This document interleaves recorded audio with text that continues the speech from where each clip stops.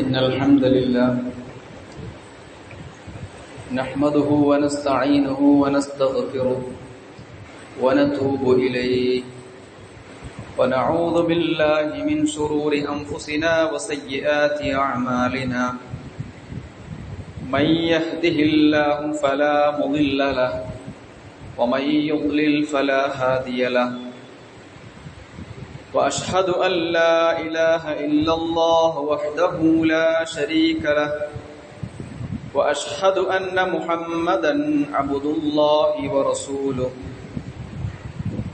يا أيها الذين آمنوا اتقوا الله حق تقاته ولا تموتن إلا وأنتم مسلمون يا أيها الناس اتقوا ربكم الذي خلقكم من نفس واحدة وخلق منها زوجها وبث منهما رجالا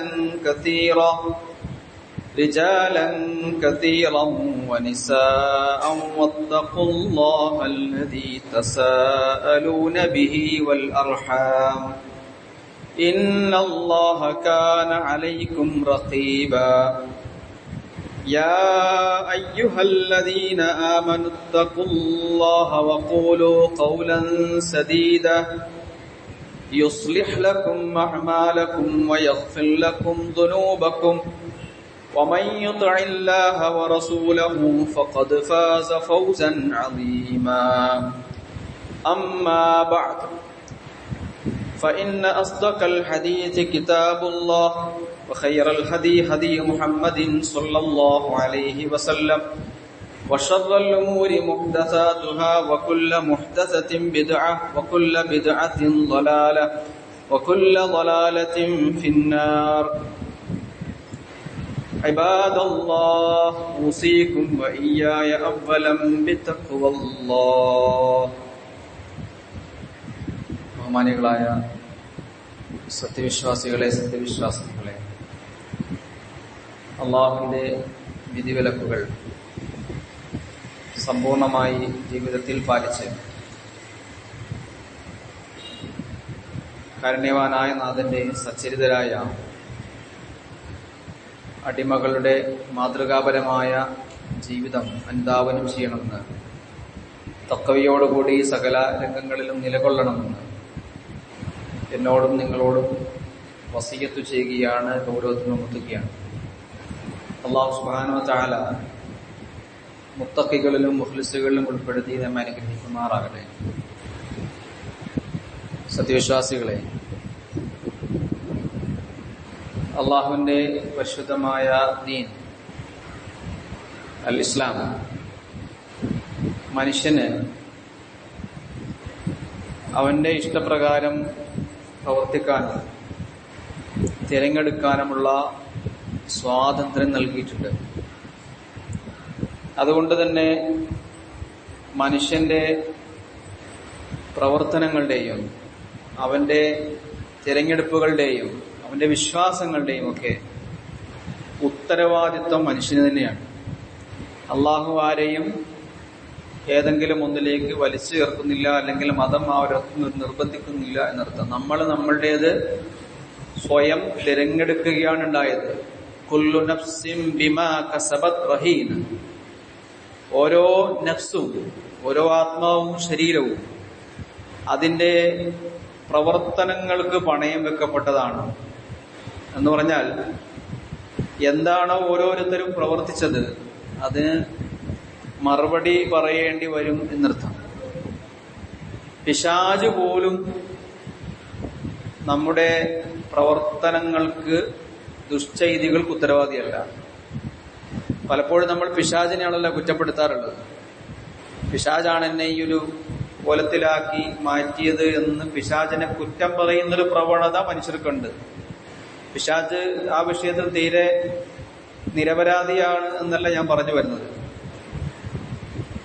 നാളെ പിശാചിന്റെ തന്നെ ഒരു മറുപടി മനുഷ്യനോട് ഈ വിഷയത്തില് വിശുദ്ധ ഖുർആൻ അത് വ്യക്തമാക്കുന്നുണ്ട്. പിശാച് വഖാല ശൈത്താനു, ശൈത്താൻ പറയാണ്, പിശാച് പറയാണ്, ലമ്മ ഖുളിയൽ അംറു, കാര്യങ്ങളൊക്കെ തീരുമാനിക്കപ്പെട്ട് കഴിയുമ്പോ, പറഞ്ഞാൽ പരലോകവും വിചാരണയും ഒക്കെ കഴിഞ്ഞിട്ട് നല്ലയാളുകൾ സ്വർഗത്തിലേക്കും ചീത്തയാളുകൾ നരകത്തിലേക്കും ഒക്കെ പോയി കഴിഞ്ഞ് ആ കൂട്ടത്തില് പിശാച് ഉണ്ടാവും.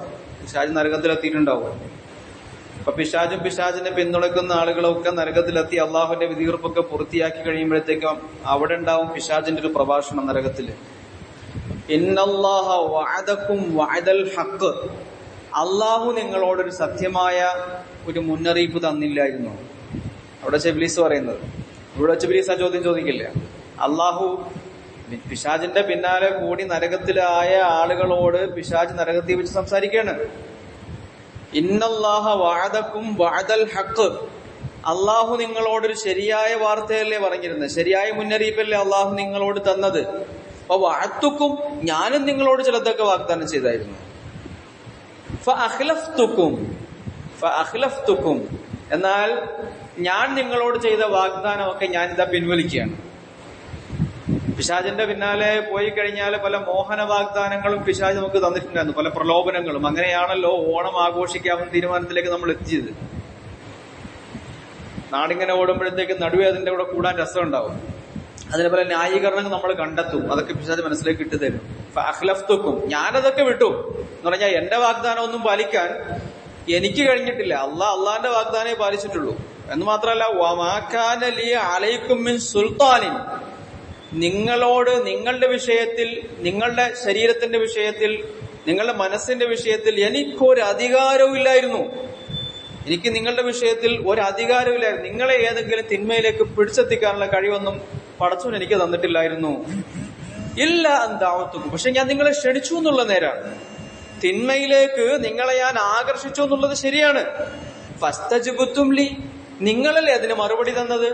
എനിക്ക് നിങ്ങളെ തിന്മയിലേക്ക് വലിച്ചിടാൻ കഴിവൊന്നും ഉണ്ടായിരുന്നല്ലോ. ഞാൻ നിങ്ങളെ വിളിച്ചപ്പോഴത്തേക്ക് നിങ്ങൾ എന്തിനാ മറുപടി തരാൻ പോയത്? അതുകൊണ്ട് ഫലാ തലൂമൂനി വലൂമു അൻഫുസകും, നിങ്ങൾ ഇപ്പൊ എന്നെ കുറ്റപ്പെടുത്താൻ നിൽക്കണ്ട, നിങ്ങൾ നിങ്ങളെ തന്നെ കുറ്റപ്പെടുത്തിയാൽ മതി. ഇത് പിശാച് പറയാണ്. പിശാചിന്റെ അനുയായികളോട് നരകത്തിൽ വെച്ച് പറയാണ്, ലാ തലൂമൂനി, നിങ്ങൾ എന്നെ കുറ്റപ്പെടുത്താൻ നിൽക്കണ്ട, വലൂമു അൻഫുസകും, നിങ്ങൾ നിങ്ങളെ തന്നെ കുറ്റപ്പെടുത്തിയാ മതി.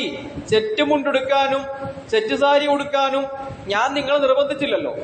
അതിന്റെ പേര് നിങ്ങൾ ഉദ്യോഗത്തിൽ നിന്ന് പിരിച്ചുവിടുമെന്ന് ഞാൻ ആരും നിങ്ങളെ പേടിപ്പിച്ചില്ലല്ലോ. അത് ചെയ്തില്ല എങ്കിൽ നിങ്ങൾ ഈ ബഹുസ്വരതയിൽ അലിഞ്ഞു ചേരാൻ കഴിയില്ല എന്ന സമൂഹം നിങ്ങളെ കുറിച്ച് വിലയിരുത്തില്ലല്ലോ. അങ്ങനെയൊന്നും ഞാൻ നിങ്ങളോട് പറഞ്ഞില്ലല്ലോ. നിങ്ങളല്ലേ ഇതൊക്കെ ഏറ്റെടുക്കാൻ പോയത്. അതുകൊണ്ട് നിങ്ങളിപ്പോ എന്നെ കുറ്റപ്പെടുത്താൻ നിൽക്കണ്ട, നിങ്ങൾ നിങ്ങളെ കുറ്റപ്പെടുത്തിക്കോളൂ.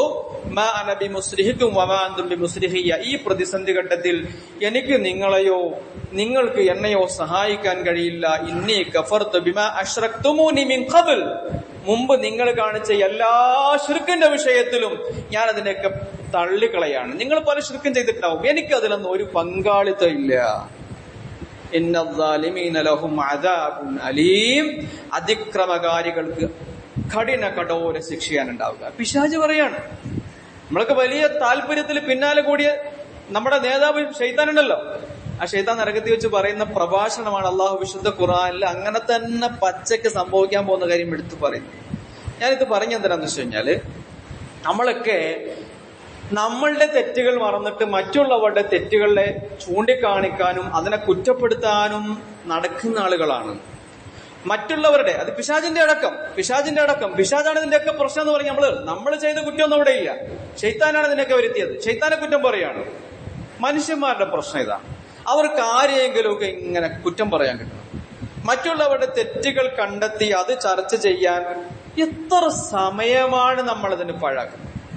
എത്ര മിനിറ്റുകളല്ല, എത്ര മണിക്കൂറുകൾ, ദിവസങ്ങളായി, മാസങ്ങളായി, വർഷങ്ങളായിട്ട് പറഞ്ഞു വരുന്ന കുറ്റങ്ങളില്ലേ, പരമ്പരാഗതമായി പറഞ്ഞു വരുന്ന കുറ്റങ്ങള്. നമ്മൾ നമ്മളുടെ തെറ്റുകളിലേക്ക് നോക്കുന്നില്ല, മറ്റുള്ളവർ ചെയ്ത കുറ്റങ്ങളിലെ ഇങ്ങനെ എണ്ണി പറഞ്ഞ് അവരെ കുറ്റപ്പെടുത്തി. അള്ളാഹു ശരിക്കും നമ്മളോട് കൽപ്പിച്ചിട്ടുള്ള എന്താണ്? മറ്റുള്ളവരോട് കുറ്റമെണ്ണി പറയാനോ അവര് തെറ്റുകാരാണെന്ന് വരുത്താനല്ല. ആളുകളോട് മൃദുലതയോടെ നല്ല മയച്ചിൽ ഇടപെടുക എന്നുള്ളതാണ് വിശുദ്ധ ഖുർആൻ നമ്മളോട് കൽപ്പിക്കുന്നത്. റസൂലുള്ളാഹി സ്വല്ലല്ലാഹു അലൈഹി വസല്ലം അങ്ങനെയായിരുന്നു എന്നാണ്. അല്ലാഹു റസൂലുള്ളാഹി സ്വല്ലല്ലാഹു അലൈഹി വസല്ലം ആളുകളെ കുറ്റം പറഞ്ഞു നടന്നിരുന്ന ഒരു വ്യക്തിയായിരുന്നില്ല. നോക്കൂ, ആളുകൾ ഇപ്പോ മാതാപിതാക്കളാണ് ഏറ്റവും കൂടുതൽ കുറ്റം പറച്ചിലിന്റെ ആൾക്കാർ. ആരെ? മക്കളെ. കുറ്റം മുകളിൽ നിന്നാണല്ലോ വരിക, താഴെയുള്ളവർ മുകളിലുള്ളവരല്ല കുറ്റം പറയുക. കുറ്റം പറച്ചിൽ മുകളിൽ നിന്ന് താഴത്തേക്കാ വരിക. പിതാവ് മക്കളെ അനാവശ്യമായി ആക്ഷേപിക്കുക, മാതാവ് അനാവശ്യമായി ആക്ഷേപിക്കുകയും കഠിനമായി ശിക്ഷിക്കുകയും ചെയ്യുക. എപ്പോഴായത്? അയാൾ അതിനു മുമ്പ് കൊടുക്കേണ്ടുന്ന നസീഹത്ത്, ഗുണകാംക്ഷ അവിടെ കൊടുത്തിട്ടില്ല, ഗുണദോഷിച്ചിട്ടില്ല, കാര്യങ്ങൾ പറഞ്ഞ് മനസ്സിലാക്കിയിട്ടില്ല. കാര്യങ്ങൾ പറഞ്ഞ് മനസ്സിലാക്കാതെയാണ് തെറ്റുകൾ വരുമ്പോഴത്തേക്കും ഈ തെറ്റുകളുടെ പേരിൽ കുറ്റപ്പെടുത്താൻ നിൽക്കുന്നത്. അതുകൊണ്ട് എന്ത് സംഭവിക്കും? ആരോടാണെങ്കിലും ഈ കുറ്റപ്പെടുത്തൽ ഉണ്ടാക്കുന്ന ഒരു നെഗറ്റീവ് ഇമ്പാക്റ്റ് ആണ്. ഒരു ഗുണകരമായ അതിലൂടെ സംഭവിക്കുന്നില്ല. കാരണം നിന്ദയും അപമാനവും ഏറ്റുവാങ്ങുന്ന ഒരാളും നന്നാവുകയില്ല. എത്ര നിങ്ങൾ ഒരാളെ കുറ്റം പറയുന്നു, അയാൾ അതനുസരിച്ച് തീരുമാനിക്കുക നന്നാകുന്നില്ല എന്നുള്ളതാണ്. എന്നെ തല്ലേണ്ട അമ്മാവാ, ഞാൻ നന്നാവൂല എന്നൊരു ചൊല്ലില്ലേ? അത് നിരന്തരമായി അമ്മാവന്റെ കയ്യിൽ തല്ല് കിട്ടിയ ഒരാളുടെ കയ്യിൽ നിന്ന് വന്ന വർത്താനായിരിക്കും അത്. നിങ്ങൾ എന്താ എന്നെ ചീത്ത വിളിക്കാൻ നിൽക്കുന്നത്? ഞാൻ നന്നാവില്ല. ഗുണകാംക്ഷ സമീപനമാണ് വേണ്ടത്. അവഹേളനങ്ങളും മുറിവുകളും പേറി വളർന്നു വരുന്ന ഒരു കുട്ടിയും നന്നാവില്ല. ഒരിക്കലും അവനും അവന്റെ മാതാപിതാക്കളും തമ്മിലൊരു മികച്ച ആശയവിനിമയം നടക്കുകയല്ല. പാപ്പയും മകനും തമ്മിലുള്ള അവസ്ഥ ഇതാണെങ്കിൽ, ഉമ്മയും മക്കളും തമ്മിലുള്ള അവസ്ഥ ഇതാണെങ്കിൽ, ഒരു ഭർത്താവ് ഭാര്യയെ കുറ്റം പറഞ്ഞാൽ, ഭാര്യ ഭർത്താവിനെ കുറ്റം പറഞ്ഞാൽ എങ്ങനെ ശരിയാവും? ലോകത്ത് അറുത്ത് മുറിച്ചു മാറ്റാൻ പറ്റാത്ത ഏക ബന്ധം എന്നുള്ളത് മാതാപിതാക്കളും മക്കളും തമ്മിലുള്ള ബന്ധമാണ്. ആ ബന്ധത്തിൽ പോലും കുറ്റപ്പെടുത്തലുകൾ, വിള്ളലുകൾ സൃഷ്ടിക്കുമെങ്കിൽ, ആ കുടുംബം അതിന്റെ പേരിൽ ഭിന്നിക്കുമെങ്കിൽ, ഒരിക്കലും ഇവർ തമ്മിൽ ഒന്നിച്ചു പോകാത്തൊരവസ്ഥ സൃഷ്ടിക്കുമെങ്കിൽ, വിട്ടുപിരിയാവുന്ന രണ്ട് ബന്ധമാണല്ലോ ഭാര്യാഭർത്താവിന്റെ ബന്ധം എന്ന് പറഞ്ഞാല്. അപ്പൊ അവിടെ കുറ്റപ്പെടുത്തലുണ്ടെങ്കിൽ വലിയ പ്രശ്നമാകും. സുഹൃത്തുക്കൾ തമ്മിൽ അങ്ങോട്ടും ഇങ്ങോട്ടും കുറ്റം പറഞ്ഞുകൊണ്ടിരുന്നാലും പിന്നെ ഒരിക്കലും നന്നാവില്ല. വലിയ ആത്മസുഹൃത്തുക്കളായിരുന്ന ആളുകൾ പരസ്പരമുള്ള കുറ്റപ്പെടുത്തലിന്റെ പേരിൽ ആജീവനാന്ത ശത്രുക്കളായി മാറി നമ്മൾ കാണുകയാണ്. കാരണം അവർക്ക് ആ ബന്ധം പിന്നീട് ഒരിക്കലും കൂട്ടിച്ചേർക്കാൻ കഴിയുകയില്ല. അപ്പൊ ഇസ്ലാം ഇത്തരം സംഗതികളിൽ ഇവിടെ ഈ സംഗതി ഇങ്ങനെ പറഞ്ഞു വരുമ്പോഴത്തേക്കും നമ്മൾ ചോദിക്കും, പിന്നെ ഈ തർക്കുമാറൂഫ് അമൃമാറൂഫും തിന്മകളെ പ്രചോദിക്കലേക്ക് എങ്ങനെയാ ചെയ്യുക? നല്ലത് കൽപ്പിക്കുക, തിന്മ വിരോധിക്കുക എന്ന് പറയുന്നുണ്ടല്ലോ. അമൃമാറൂഫ് നഹി അനിൽ മുൻകർ. അപ്പൊ എങ്ങനെയാ തിന്മ വിരോധിക്കുക? തിന്മ വിരോധിക്കുന്ന ഒരിക്കലും ആളുകളെ കുറ്റം പറയുന്നുണ്ടല്ല. കുറ്റം പറയുക എന്നുള്ള വേറെ സംഗതിയാണ്. തിന്മകൾ വിരോധിക്കേണ്ടത് അത് നസീഹത്തോടു കൂടിയാണ്. അവിടെ നസീഹത്ത് എന്ന് പറഞ്ഞാൽ ഗുണകാംക്ഷ. റസൂലുള്ളാഹി സ്വല്ലല്ലാഹു അലൈഹി വസല്ലം ദീൻ എന്ന് പറഞ്ഞാൽ തന്നെ നസീഹത്താണ്. ദീനു അൻ-നസീഹ. ദീൻ എന്ന് പറഞ്ഞാൽ ഗുണകാംക്ഷ സമീപനാണ്. നന്നാകണമെന്നുള്ള ആഗ്രഹത്തിൽ കാര്യങ്ങൾ പറഞ്ഞ് മനസ്സിലാക്കി കൊടുക്കുക. ഇതാണ് നസീഹത്ത് എന്ന് പറഞ്ഞാൽ. അപ്പൊ നസീഹത്തിലൂടെ, ഇസ്ലാഹിലൂടെ, മെച്ചപ്പെടുത്തണമെന്ന ആഗ്രഹത്തിലൂടെ, ഇസ്ലാഹി പ്രവർത്തനങ്ങളിലൂടെ ഒരാളെ കണ്ട് ഗുണദോഷിച്ച് സഹോദര വലിയ താല്പര്യത്തോടെയാണ് നീ ചെയ്യുന്ന ഇന്ന കാര്യം അതങ്ങനല്ല, അത് മറ്റൊരു രീതിയാണ് അതിന് ചെയ്യേണ്ടത് എന്ന് പറഞ്ഞ കാര്യങ്ങൾ പറഞ്ഞിട്ട് ഒരു ഇഷ്ടത്തോടുകൂടി പറഞ്ഞു കൊടുക്കുകയാണെങ്കിൽ ആ തിന്മയിൽ നിന്നും നമുക്ക് അവരെ തിരിച്ചു കൊണ്ടുവരാൻ കഴിയും. അല്ലാതെ അവരുടെ കുറ്റം മറ്റാരോടെങ്കിലും അവരോടോ ഇങ്ങനെ നിരന്തരമായി പറഞ്ഞുകൊണ്ടിരിക്കുന്ന കാലത്തോളം അവർ നന്നാവുകയില്ല. അതുകൊണ്ട് ബുദ്ധിയുള്ളവരുടെ സമീപനം എന്താന്ന് ചോദിച്ചു കഴിഞ്ഞാല് ആരെയും കുറ്റപ്പെടുത്താതിരിക്കുക എന്നുള്ളതാണ്. കുറ്റപ്പെടുത്തൽ ഒരു സാമൂഹികമായ ദുരന്തമാണ്. ചെറിയ ആളുകൾ തമ്മിൽ ഉണ്ടാകുന്ന ചെറിയ പ്രശ്നത്തിലേക്കല്ല ഇതൊരു സാമൂഹിക ദുരന്തമാണ്. എന്തുകൊണ്ടാണ് ഈ സാമൂഹിക ദുരന്തം, ഈ ഒരു തമ്മിലുള്ള ഈ ഒരു കാര്യം സാമൂഹിക ദുരന്തമാകുന്നതെന്ന് ചോദിച്ചു കഴിഞ്ഞാല്, ഒരു കുറ്റം ഒരാളെ കുറിച്ച് പറയുമ്പോഴത്തേക്കും അത് അവിടെ നിന്ന് സ്പ്രെഡ് ആവുകയാണ്. അതിങ്ങനെ പരന്ന് ആദ്യം ഒരാളെ കുറിച്ച് ഒരാൾ ഈബത്ത് നമീമത്തൊക്കെ ഇതിന്റെ പരിധിയിൽ വരുന്ന സാധനമാണ്. അപ്പൊ ഒരാളെ കുറിച്ച് പറയുന്നു, അത് കേട്ടയാൾ അടുത്തയാളോട് പറയുന്നു, ഇതിങ്ങനെ വ്യാപിക്കാൻ നിൽക്കും. സഹോദരങ്ങളെ നോക്കൂ, മുസ്ലിം സമൂഹം ഇന്ന് വലിയ ദുരന്തങ്ങളുടെ നടുവിൽ നിൽക്കുന്ന സമൂഹമാണ്. ക്രൂരമായ അതിക്രമങ്ങൾക്ക് ഇരയാക്കപ്പെടുന്ന ഒരു സമൂഹമാണ് നമ്മുടെ നാട്ടിൽ തന്നെ. നമ്മുടെ നാട്ടിൽ, ഇന്ത്യ രാജ്യത്തിന്റെ അവസ്ഥ വ്യത്യസ്ത അവസ്ഥയൊന്നുമല്ലല്ലോ. ഫലസ്തീനിലേക്ക് തന്നെ പോകേണ്ട ആവശ്യമൊന്നുമില്ല. അപ്പൊ വിവിധ തരത്തിലുള്ള അതിക്രമങ്ങളുടെ ഇടയിൽ നമ്മൾ നിൽക്കുകയാണ്. വലിയ പാറക്കല്ലുകളാണ് നമ്മളുടെ തലയിലേക്ക് വന്ന് വീഴുന്നത്. അപ്പൊ ഇതിനിടയ്ക്ക് സമൂഹത്തിന്റെ ഐക്യം തകർക്കുന്ന പ്രവർത്തനങ്ങൾ നമ്മളിൽ നിന്നുണ്ടാകാൻ പാടില്ല. ആളുകൾ തമ്മിൽ തെറ്റിക്കഴിയുമ്പോഴത്തേക്കും പിന്നെ ആ സമൂഹത്തിൽ വലിയ വിടവ. ആദ്യം രണ്ടുപേര് തമ്മിലാ, രണ്ട് സംഘടനാ നേതാക്കളാണ് സങ്കല്പിക്കുക. ഒരു സംഘടനയിൽ പ്രവർത്തിക്കുന്ന രണ്ട് നേതാക്കൾ തമ്മിലാണ് ഈ കുറ്റപ്പെടുത്തൽ വരുന്നതെങ്കിൽ പിന്നെ സംഭവിക്കുന്നത് എന്താ? ആ സംഘടന രണ്ടായി. അത് പിന്നെ അടുത്ത വിഘടനങ്ങളിലേക്ക് പോവുകയാണ്. അവ കുറ്റപ്പെടുത്തലുകൾ വന്ന് സമൂഹത്തിന്റെ ഐക്യം നഷ്ടപ്പെടുകയാണ്. സൂറത്തുൽ ഇസ്രായിലെ 53-ാമത്തെ ആയത്തിൽ പിശാചിന്റെ ഈ കളിയെ സംബന്ധിച്ച്, ആളുകളെ കുറ്റം പറഞ്ഞിട്ട് തമ്മിലകറ്റി ചിത്രതയുണ്ടാക്കുന്ന, അങ്ങനെ സാമൂഹികമായി വലിയ വിപത്ത് ഉണ്ടാക്കുന്ന പിശാചിന്റെ ഈ കുതന്ത്രത്തെ സംബന്ധിച്ച് അള്ളാഹ് പറഞ്ഞു വെക്കുന്നുണ്ട്. അപ്പൊ മനുഷ്യന്മാരെന്താ ചെയ്യേണ്ടതെന്ന് വെച്ച് കഴിഞ്ഞാല് നമ്മൾ നല്ല വാക്ക് പറയുക, ഗുണകാംക്ഷ. വഖുൽ ഇബാദി, റസൂലെ പറയുക, എന്റെ അടിമകളോട് പറഞ്ഞു കൊടുക്കുക, യഖൂലുല്ലതി ഹിയ അഹ്സൻ, നല്ല വാക്ക് പറയട്ടെ. നിങ്ങൾ കുറ്റപ്പെടുത്താൻ നിൽക്കണ്ട. നിങ്ങൾ ഏറ്റവും ഒരു കാര്യം ഒരാളോട് പറയാൻ സമയത്ത് നമ്മളിങ്ങനെ ഈ വാക്കുകളിൽ വാവിട്ട് പോയി കഴിഞ്ഞാൽ പിന്നെ തിരിച്ചെടുക്കാൻ കഴിയില്ലല്ലോ. അപ്പോ കുറെ ശൈലികൾ ഉണ്ടാവും ഒരു കാര്യം അവതരിപ്പിക്കാൻ വേണ്ടി. അതിൽ ഏറ്റവും മികച്ച ശൈലി സ്വീകരിക്കുക. വായിലിങ്ങനെ മനസ്സിൽ തോന്നിയ പെട്ടെന്ന് പറയാന്നുള്ളതല്ല. ഒരു കാര്യം ഒരാൾക്ക് വിരോധിക്കണമെങ്കിൽ കുറെ രൂപങ്ങൾ ഉണ്ടാവുമല്ലോ. അതിന് കുറെ രൂപങ്ങൾ, കുറെ ശൈലികൾ, കുറെ ശരീരഭാഷകൾ. മനുഷ്യന്റെ നാക്കിന്റെ ഭാഷ മാത്രമല്ല, കുറെ ശരീരഭാഷകൾ.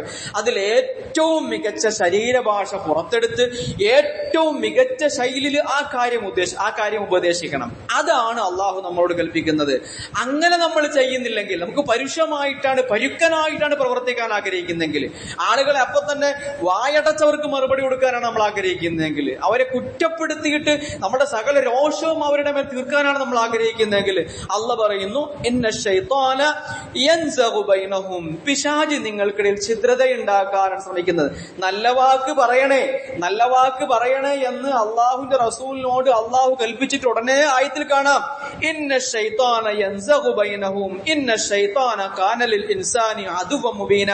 മനുഷ്യരെ, നല്ല വാക്കല്ല, നിങ്ങൾ ചീത്ത വാക്കാ പറയാൻ നിൽക്കുന്നതെങ്കിൽ, നിങ്ങൾ കുറ്റപ്പെടുത്താനാണ് നിൽക്കുന്നതെങ്കിൽ, നിങ്ങൾ കളിയാക്കാനാണ് നിൽക്കുന്നതെങ്കിൽ, പിശാച് അതിലൂടെ ആഗ്രഹിക്കുന്നത് നിങ്ങൾക്കിടയിൽ ആഭ്യന്തര ഛിദ്രത ഉണ്ടാക്കണം എന്നുള്ളതാണ്. പിശാച് നിങ്ങളുടെ ഏറ്റവും വ്യക്തമായ ശത്രുവാണ്. പൈശാചിക കുതന്ത്രമാണ് ഈ കുറ്റപ്പെടുത്തലും ഈ വഴക്ക് പറയലുമൊക്കെ. അതുകൊണ്ട് അള്ളാഹുവിന്റെ ദാസന്മാരായ അള്ളാഹു നമ്മളെ കുറിച്ച് അങ്ങനെയാണ് വിളിച്ചത്, റസൂലിനോട് അങ്ങനെയാ പറഞ്ഞത്, വഖുൽ ഇബാദി, എന്റെ ദാസന്മാരോട് പറയൂ. അള്ളാഹുവിന്റെ ദാസന്മാരായ നമ്മളുടെ ചുമലിലുള്ള ഭാരിച്ച ഉത്തരവാദിത്വത്തിന്റെ വ്യാപ്തി തിരിച്ചറിയണം. നാം ഓരോരുത്തരും ഓരോ പ്രവാചകന്മാരാണ് എന്ന് പറഞ്ഞാൽ ഓരോ പ്രവാചകന്മാരുടെ ഉത്തരവാദിത്വമാണ് നമുക്കുള്ളത്. മുഹമ്മദ് റസൂലുള്ളാഹി സ്വല്ലല്ലാഹു അലൈഹി വസല്ലമയോട് കൂടി പ്രവാചകത്വത്തിന്റെ പരമ്പര അവസാനിച്ചു. ഇനി ബാക്കി ഈ സമൂഹത്തിലെ ഓരോ ആളുകളും ഒരു പ്രവാചകന്റെ ഉത്തരവാദിത്വം പേറുന്നവരാണ്. സമൂഹത്തിന്റെ ഇസ്ലാമും സമൂഹത്തിന്റെ സംസ്കരണവും ആളുകളെ ഇസ്ലാമിലേക്ക് പ്രബോധനം ചെയ്യേണ്ടുന്ന ഉത്തരവാദിത്വവും ഈ സമൂഹത്തിലെ ഓരോ അംഗത്തെയും അള്ളാഹു ഏൽപ്പിച്ചിട്ടുണ്ട്. അതുകൊണ്ട് സ്നേഹത്തോടുകൂടി, അനുകമ്പയോടുകൂടി, കരുണ ചൊരിഞ്ഞുകൊണ്ട് ആളുകളെ ചേർത്ത് നിർത്തിക്കൊണ്ട് വേണം അവരെ നമുക്ക് ഗുണദോഷിക്കാൻ, അവിടെ തിന്മകളെ പറഞ്ഞു കൊടുക്കാൻ. ചേർത്ത് നിർത്തുക എന്നുള്ളത് മാത്രമല്ല, ചേർത്ത് നിർത്തൽ ആളുകൾ അനുഭവിക്കണം. നമ്മളൊക്കെ പലപ്പോഴും പറയാറുണ്ടല്ലോ, ഞാൻ ആളുകളോടൊക്കെ വലിയ നല്ല നിലയ്ക്ക് ഇടപെടുന്നു. പക്ഷെ ആളുകൾക്ക് മനസ്സിലാവണ്ടേ? നമ്മളുടെ മനസ്സിൽ അങ്ങനെ ഉണ്ടാവും, നമ്മളിങ്ങനെ വിചാരിക്കുന്നുണ്ടാവും ഞാൻ നല്ല നിലയ്ക്കാ പോകുന്നത്. പക്ഷെ നമ്മളെ കാണുമ്പോ ആളുകൾ മുഖം തിരിച്ചു പോകുന്നുണ്ടാവും. നമ്മുടെ സംസാരം സഹിക്കാൻ പറ്റാതെ, ഇടപെടൽ സഹിക്കാൻ പറ്റാതെ. അപ്പൊ ആളുകളോട് സ്നേഹത്തിൽ വർത്തിക്കുക എന്നാൽ ആളുകളെ നമ്മുടെ സ്നേഹം അനുഭവിപ്പിക്കുക എന്നുള്ളതാണ്. ഞാൻ അള്ളാഹുവിന്റെ റസൂലിനെ കഴിഞ്ഞ ആഴ്ച ഉദാഹരിച്ചിട്ടുണ്ടായിരുന്നു. റസൂലുള്ളാഹി സ്വല്ലല്ലാഹു അലൈഹി വസല്ലം ആളുകളോട് തമാശ പറഞ്ഞിരുന്നു എന്നതിനെ സംബന്ധിച്ചിട്ട്. മദീനയിലെ മാർക്കറ്റിൽ ചെന്നിട്ട് ആരും പേരും ഇല്ലാത്തൊരു പാവം അടിമയെ റസൂൽ പിന്നിന്ന് കണ്ടുപോകുന്നില്ലേ? അപ്പൊ ആളുകളെ ആ ഒരു നിലയ്ക്ക് അവരെ ചേർത്ത് പിടിച്ചിട്ട് നമ്മുടെ സ്നേഹം അവരെ അനുഭവിച്ചിട്ട് അവർക്ക് ആ ഒരു തോന്നലുണ്ടാക്കിയിട്ട്, അങ്ങനെയാണ് സമൂഹം ഒറ്റക്കെട്ടാവുക. പരുക്കനായി ഇടപെട്ട് കഴിഞ്ഞാൽ, അവഹേളനങ്ങളാണ് നമ്മൾ ചൊരിഞ്ഞു കൊടുക്കുന്നതെങ്കിൽ, കുറ്റപ്പെടുത്തലാണ് ഉണ്ടാകുന്നതെങ്കിൽ സമൂഹം ഛിദ്രതയിലേക്ക് പോകും. ഈ സമൂഹത്തെ സംബന്ധിച്ച് അള്ളാഹുവിന്റെ റസൂൽ നമുക്ക് പറഞ്ഞു തന്നെ. നബി സല്ലല്ലാഹു അലൈഹി വസല്ലമയുടെ ഹദീസ് അബൂ ദാവൂദ് ഉദ്ധരിക്കുന്നത്, റസൂൽ പറയാണ് ഉമ്മത്തിന്റെ ഏകത്വത്തെ സംബന്ധിച്ചിട്ട്, വഹും യദുൻ അലാ മൻ സിവാഹും, ഈ സമൂഹം എന്നുള്ളത് മറ്റുള്ളവർക്കതിൽ ഒരൊറ്റ കൈയായിരിക്കും. ആലോചിച്ച് യദുൻ അലാ വഹും യദുൻ, ഈ സമൂഹം എന്നുള്ളത് ഒറ്റ കൈയാണ്. അലാ മൻ സിവാഹും, മറ്റുള്ള സമൂഹങ്ങൾക്കെതിരില്ലെന്ന് പറഞ്ഞാൽ മറ്റു സമൂഹങ്ങളും നമ്മുടെ സമൂഹം ഒരു ക്ലാഷ് വരികയാണെങ്കിൽ പിന്നെ ഇവിടെ അഭിപ്രായ വ്യത്യാസം ഉണ്ടാവില്ല. എല്ലാവരും ഒറ്റ അഭിപ്രായം. വഖഫ് ഭേദഗതിക്കെതിരെ ആളുകൾ ഇമെയിൽ അയക്കാൻ പറഞ്ഞിട്ട് അതുപോലും അയക്കാൻ നമുക്ക് തയ്യാറാവുന്നില്ല. നമ്മളതിന് തയ്യാറല്ല. ഇപ്പൊ അത് ചെയ്തിട്ടാണെന്നുള്ളതാണ്. അതിന്റെ അനുകൂലമായി അനേകം ആളുകൾ അവർ മെയിൽ അയച്ചുകൊണ്ടിരിക്കുകയാണ്. അനുകൂലമായിട്ടുള്ള മെയിലുകളാണ് ഇപ്പൊ കൂടുതൽ എത്തിയെന്നുള്ളതാണ്. വഖഫ് ബില്ലിന് അനുകൂലമായിട്ട് നമ്മൾ ഒറ്റക്കൈയാകുന്നില്ല. സമൂഹത്തിന്റെ പ്രശ്നങ്ങളിൽ ഒറ്റക്കൈയാകണം. സമൂഹം നേരിടുന്ന അപകടങ്ങളിൽ ഒറ്റക്കൈയായിട്ട് ഒരുമിച്ചായി നിന്നുകൊണ്ട് വേണം നമുക്ക് കാര്യങ്ങൾ മുമ്പോട്ട് കൊണ്ടുപോകാൻ. കുറ്റപ്പെടുത്തലൊക്കെ നമുക്ക് എളുപ്പമുള്ള പണിയാണ്. പക്ഷെ മനസ്സിലാക്കേണ്ട കുറെ സംഗതി എന്ന് പറഞ്ഞാൽ, ഈ വിലയിരുത്തൽ ഉണ്ടാകുന്നത് തന്നെ പല അഭിരുചിയുടെ പേരിലാണല്ലോ. അപ്പൊ ഞാൻ ചിന്തിക്കുന്ന പോലെ ആവില്ല നിങ്ങൾ ചിന്തിക്കുക. ഒരു പ്രശ്നം ഞാൻ ഫേസ് ചെയ്യുന്ന പോലെ ആയിരിക്കില്ല നിങ്ങൾ അതിനിടപെടുക. ഓരോരുത്തർക്കും അവരുടേതായ പ്ലാനുകൾ ഉണ്ടാവും. ഓരോ ആളുകൾക്കും അവരുടേതായ ഇഷ്ടങ്ങളും അഭിപ്രായങ്ങളും ഉണ്ടാവും. ഇത് വിശുദ്ധ ഖുർആൻ വളരെ വ്യക്തമായി തന്നെ സൂറത്തുൽ ലൈലില് പടച്ചോൻ കുറച്ച് ആണായിട്ട് പറയുന്ന ഒരു കാര്യമാണ്. മനുഷ്യന്റെ അഭിരുചികൾ വ്യത്യസ്തമാണ്. വല്ലൈലി ഇദാ യഗ്ഷാ, രാത്രി മൂടിക്കഴിയുമ്പോൾ, വന്നഹാരി ഇദാ തജല്ല, പകൽ പ്രഭ ചൊരിഞ്ഞു കഴിയുമ്പോ, വമാ ഖലഖദ് ദക്കറ വൽ ഉൻസ, ആണിനെയും പെണ്ണിനെയും സൃഷ്ടിച്ച അള്ളാഹുവിനെ തന്നെ സത്യം. കുറെ സത്യതൊക്കെ, വല്ലൈലി രാവിനെ തന്നെ സത്യം, ഇദാ യഗ്ഷാ രാത്രി മൂടിക്കഴിയുമ്പോ, വന്നഹാർ പകലിനെ തന്നെ സത്യം, ഇദാ തജല്ല പകൽ വെളിപ്പെട്ട് കഴിയുമ്പോ, വമാ ഖലഖദ് ദക്കറ വൽ ഉൻസ ആണിനെയും പെണ്ണിനെയും സൃഷ്ടിച്ച ആവുന്നതിനെ സംബന്ധിച്ചു സത്യം. എന്താ സത്യം ചെയ്ത് പറയുന്നത്? ഇന്ന സഅയകും ലശത്ത, നിങ്ങളുടെയൊക്കെ അഭിരുചികൾ വ്യത്യസ്തമാണ്, നിങ്ങളുടെയൊക്കെ പ്രവർത്തനങ്ങൾ വ്യത്യസ്തമാണ്, നിങ്ങളുടെ ടേസ്റ്റുകൾ വ്യത്യസ്തമാണ്. അതുകൊണ്ടാണ് ഈ അഭിപ്രായ വ്യത്യാസങ്ങൾ സംഭവിക്കുന്നത്. കാരണം ഓരോരുത്തർക്കും അവരുടേതായ രീതിയാണ്. അപ്പൊ ഞാൻ ആഗ്രഹിച്ചതുപോലെ, ഞാൻ ചിന്തിച്ചതുപോലെ നിങ്ങൾ ചെയ്തില്ല എന്ന് വരുമ്പോൾ എനിക്ക് കുറ്റപ്പെടുത്താമെന്നും അള്ളാഹ് പറയുന്നു. അങ്ങനെ കുറ്റപ്പെടുത്തേണ്ട ആവശ്യമില്ല. അള്ളാഹ് ഓരോ ആളുകളെയും പലതരത്തിലാണ് സൃഷ്ടിച്ചിട്ടുള്ളത്. അവരുടെ മനോനില അള്ളാഹു സ്ഥാപിച്ചിട്ടുള്ളത്. അതുകൊണ്ട് മനസ്സിലാക്കേണ്ട സംഗതി, ചിലപ്പോ ചിലരുടെതൊക്കെ തെറ്റായിരിക്കും. എല്ലാ ആളുകളും ശരിയായി ചിന്തിച്ചു കൊള്ളണമെന്നില്ല. അബദ്ധങ്ങൾ ആളുകൾക്ക് സംഭവിച്ചുകൊണ്ടിരിക്കും. അബദ്ധങ്ങൾ സംഭവിക്കുക എന്നുള്ളത് ഈ മനുഷ്യകുലത്തിന്റെ പ്രത്യേകതയാണ്. റസൂലുള്ളാഹി സ്വല്ലല്ലാഹു അലൈഹി വസല്ലം പറയുന്നു, അഹ്മദും തുർമുദിയൊക്കെ റിപ്പോർട്ട് ചെയ്യുന്ന ഹദീസിൽ കാണാം, കുല്ലു ബനു ആദം ഖത്താ, ആദമിന്റെ മക്കളെല്ലാവരും ഖത്താ, അബദ്ധം പറ്റുന്നവരാണ്. ആദമിന്റെ മക്കൾക്കൊക്കെ അബദ്ധം പറ്റും. കാരണം ഞാൻ ചിന്തിച്ച പോലെ അല്ല നിങ്ങൾ ചിന്തിക്കുക. നിങ്ങളിൽ തന്നെ പലരും പലതരത്തിലാണ് ചിന്തിച്ചിട്ടുണ്ടാവുക. പലരുടെയും പ്രവർത്തനങ്ങൾ പല കോലത്തിലായിരിക്കും. ചിലത് ശരിയാകും, ഇപ്പൊ ചിലത് തെറ്റാകും. കാരണം മനുഷ്യന്റെ പ്രത്യേകത ഖത്താഉൻ, മനുഷ്യൻ അബദ്ധം പറ്റുന്നവരാണ്. വ ഖൈറുൽ ഖത്താഈന, പിന്നെ ഒരു മെച്ചം എന്തെന്ന് വെച്ച് കഴിഞ്ഞാല് ഈ അബദ്ധം പറ്റുന്ന ആളുകൾ ഏറ്റവും നല്ലതെന്ന് പറഞ്ഞാൽ അത്തവാബൂന, ആ അബദ്ധത്തിന്റെ പേര് പശ്ചാത്തപിക്കുന്നവരാണ്. തെറ്റിയ അബദ്ധത്തിൽ തന്നെ കടിച്ചു നോക്കി നിൽക്കുക എന്നുള്ളതല്ല, ഗുണകാംക്ഷയോടുകൂടി ആ തെറ്റിനെ സംബന്ധിച്ച് ബോധവൽക്കരിക്കപ്പെടുമ്പോ, താല്പര്യത്തോടുകൂടി, ഇഷ്ടത്തോടുകൂടി, സ്നേഹത്തോടുകൂടി നിങ്ങൾ ചെയ്ത് തെറ്റാണ് എന്ന് ഉണർത്തി തരുമ്പോഴത്തേക്കും അതിൽ നിന്നും പിന്മാറണം. അതിൽ നിന്നും പിന്മാറിയിട്ട് അള്ളാഹുവിനോട് പശ്ചാത്തപിക്കണം. ഇങ്ങനെ പശ്ചാത്തപിക്കുന്ന ആളുകളാണ് ഏറ്റവും നല്ല ആളുകളെന്ന് റസൂലുള്ളാഹി സ്വല്ലല്ലാഹു അലൈഹി വസല്ലം പറയുന്നുണ്ട്. വല്ലദീ നഫ്സീ ബിയദിഹി, നബി സല്ലല്ലാഹു അലൈഹി വസല്ലം മറ്റൊരു ഹദീസും കൂടി പറയുന്നു, എന്റെ ആത്മാവ് ആരുടെ കയ്യിലാണോ അവനിൽ തന്നെ സത്യം. ലൗലം തുദ്നിബു, മനുഷ്യരെ നിങ്ങൾ തെറ്റ് ചെയ്യില്ലായിരുന്നെങ്കിൽ, നിങ്ങൾക്ക് തെറ്റില്ലാത്ത മലക്കുകളെ പോലത്തെ സൃഷ്ടികളാണ് നിങ്ങളെന്ന് സങ്കല്പിക്കുക. അങ്ങനെ തീർത്തും തെറ്റു ചെയ്യാത്ത ആളുകളാണ് മനുഷ്യന്മാരെങ്കിൽ ലദഹബല്ലാഹു ബിക്കും, അള്ളാഹു നിങ്ങളെ ഈ ലോകത്ത് നിന്ന് ഇല്ലാതാക്കി കളഞ്ഞനെ. ഈ ഹദീസ് ഒരിക്കലും തെറ്റിദ്ധരിക്കല്. എന്തുകൊണ്ടെന്നാല് ഇത് കേൾക്കുമ്പോൾ എന്താ പിന്നെ ഞങ്ങൾ തെറ്റ് ചെയ്യാമെന്ന് തീരുമാനം എടുക്കാൻ വേണ്ടിയിട്ടല്ല, മറിച്ച് തെറ്റും അബദ്ധമൊക്കെ മനുഷ്യനുണ്ടാകും. തെറ്റും മനുഷ്യനൊക്കെ ഉണ്ടാവും. അത് മനുഷ്യന്റെ പ്രത്യേകതയാണ്. നേരത്തെ പറഞ്ഞ ഹദീസിൽ എന്താ കണ്ടത്? തെറ്റും അബദ്ധവും സംഭവിക്കുമ്പോഴത്തേക്കും പശ്ചാത്തപിക്കണം. അപ്പൊ അള്ളാഹു ആഗ്രഹിക്കുന്ന അതാണ്. അറിഞ്ഞുകൊണ്ടല്ല, അറിയാതെ നമ്മളിൽ നിന്നും വരുന്ന തെറ്റുകൾ. നമ്മളുടെയൊക്കെ ടേസ്റ്റ് വ്യത്യസ്തമായതുകൊണ്ട്, എന്നെ സഅയകും ലശത്ത, നിങ്ങളുടെയൊക്കെ അഭിപ്രായങ്ങളും പ്രവർത്തനങ്ങളും പലതരത്തിലുള്ളതായതുകൊണ്ട് ചിലത് ശരിയും ചിലത് തെറ്റുമൊക്കെ ആകുമല്ലോ. അപ്പൊ ആ തെറ്റുകളെ തിരുത്തി അതിൽ പശ്ചാത്തപിച്ച് അങ്ങനെ തീർത്തും തെറ്റില്ലാത്ത സമ്പൂർണമായ ശരി മാത്രം ചെയ്യുന്ന ആളുകളായിരുന്നു നിങ്ങളെങ്കിൽ അള്ളാഹു നിങ്ങളെ മാറ്റിയിട്ട് കുറച്ചൊക്കെ തെറ്റ് ചെയ്യുന്ന വേറെ സമൂഹത്തിലൂടെ കൊണ്ടുവരുമായിരുന്നു. സഹോദരങ്ങൾ, ഞാൻ പറഞ്ഞു വെച്ച എന്താന്ന് വെച്ച് കഴിഞ്ഞാല്, കുറ്റപ്പെടുത്താൻ നിൽക്കണ്ട. കാരണം അബദ്ധങ്ങൾ ആരിൽ നിന്ന് സംഭവിച്ചുകൊണ്ടേയിരിക്കും, തെറ്റുകൾ ആരിൽ നിന്ന് സംഭവിച്ചുകൊണ്ടേയിരിക്കും. അതിന്റെ പേരിൽ കുറ്റപ്പെടുത്തലല്ല പരിഹാരം, മറിച്ച് അവരെ ആ തിന്മയെ സംബന്ധിച്ച് സ്നേഹത്തോടുകൂടി സതുപദേശം നൽകി അവരെ ബോധവൽക്കരിച്ച് ആ തെറ്റിൽ നിന്ന് നന്മയുടെ വഴിയിലേക്ക് കൊണ്ടുവരിക എന്നുള്ളതാണ്. അല്ലാഹു സുബ്ഹാനഹു വ തആല വിശിഷ്ടമായ ഈ ഒരു പ്രവർത്തനം, അംറു മഅറൂഫ് നഹ്യു അനിൽ മുൻകർ, നന്മ കൽപ്പിക്കുക തിന്മ വിരോധിക്കുക എന്നുള്ള അള്ളാഹു നമ്മൾ ഏൽപ്പിച്ച, ഖൈർ ഉമ്മത്തിന്റെ പ്രത്യേകതയെ അള്ളാഹു നമ്മൾ ഏൽപ്പിച്ച ഈ ഒരു ഉത്തരവാദിത്തത്തെ ഏറ്റവും മികച്ച നിലക്ക് നിർവഹിക്കാൻ, ആളുകളെ കുറ്റപ്പെടുത്തുന്ന ആക്ഷേപിക്കുന്ന സ്വഭാവം ഇല്ലാതെ ശരിയായ നിലക്ക് ആ പ്രബോധനം നിർവഹിക്കാനുള്ള തൗഫീഖ് അള്ളാഹു നമുക്ക് നൽകി അനുഗ്രഹിക്കുമാറാകട്ടെ.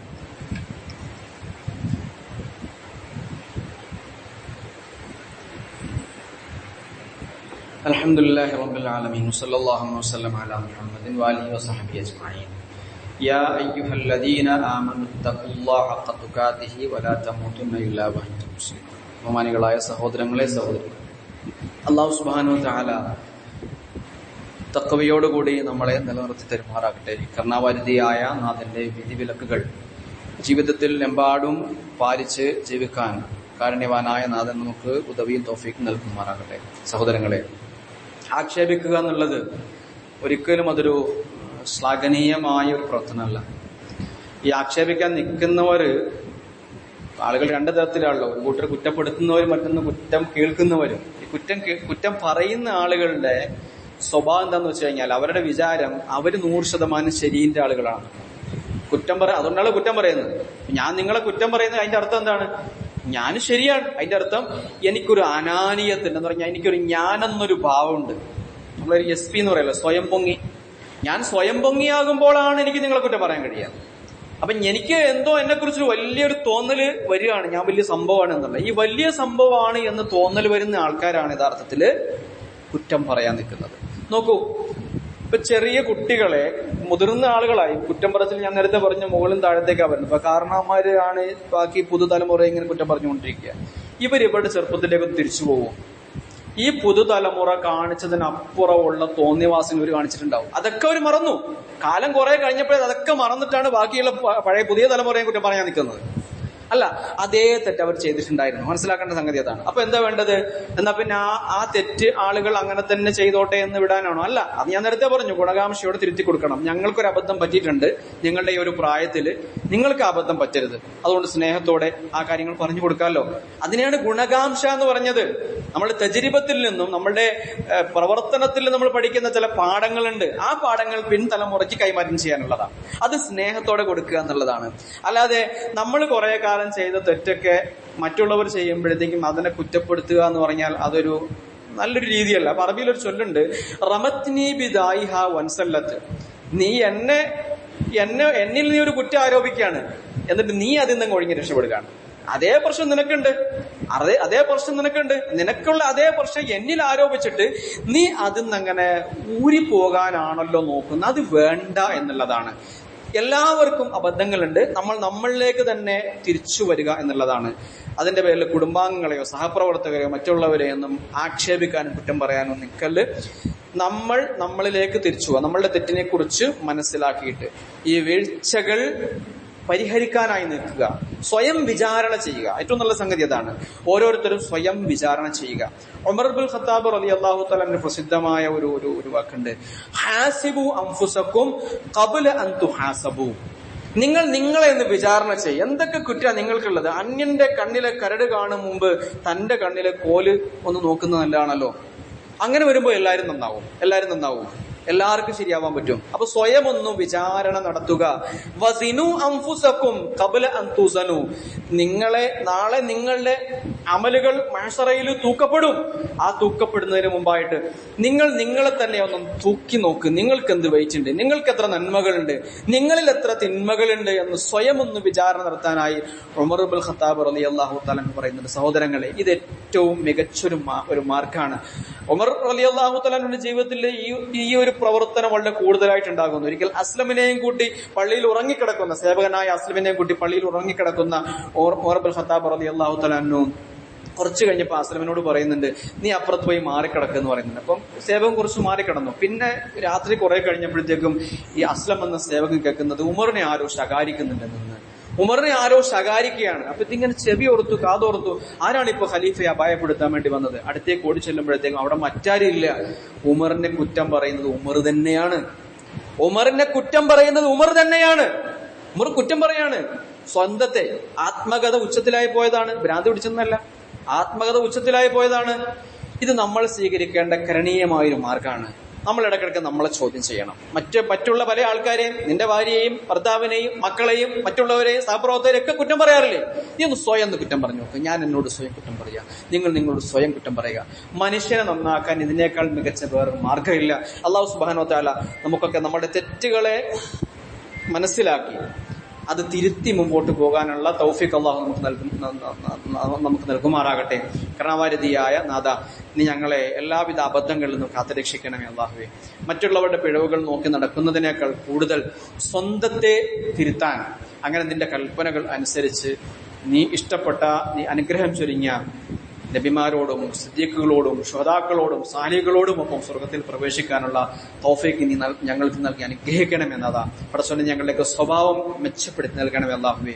നിന്റെ പ്രവാചകന്റെ സ്വഭാവം പോലെ, വിശുദ്ധ ഖുർആൻ റസൂലിന്റെ സ്വഭാവമായി എന്നതുപോലെ നാഥ നീ ഞങ്ങളുടെ സ്വഭാവവും നിന്റെ തിരുഗ്രന്ഥത്തിന് ഒക്കുന്ന തരത്തിലുള്ള സ്വഭാവമാക്കി നീ ഞങ്ങളുടെ സ്വഭാവങ്ങളെ പരിവർത്തിപ്പിച്ചു തരണേ അല്ലാഹുവേ. ഞങ്ങളുടെ സമൂഹത്തിന് ഐക്യം നിലനിർത്തി തരണേ നാഥ. ഛിദ്രതകളില്ലാതെ ഭിന്നതകളില്ലാതെ റസൂല് പറഞ്ഞതുപോലെ ഒറ്റക്കൈയായിട്ട് മുമ്പോട്ട് ഗമിക്കുന്ന ഉത്തമ സമുദായമാക്കി പടച്ചോനെ നീ സമുദായത്തെ ആക്കി തീർക്കണേ അല്ലാഹുവേ. അല്ലാഹുമ്മ ഗ്ഫിർ ലിൽ മുഅ്മിനീന വൽ മുഅ്മിനാത്തി വൽ മുസ്ലിമീന വൽ മുസ്ലിമാത്ത് الأحياء منهم والأموات إنك مجيب الدعوات يا قاضي الحاجات. اللهم أعز الإسلام والمسلمين وأذل الشرك والمشركين. اللهم إنا نعوذ بك من فتنة القبر وعذاب القبر ومن عذاب النار ونسألك الفردوس الأعلى.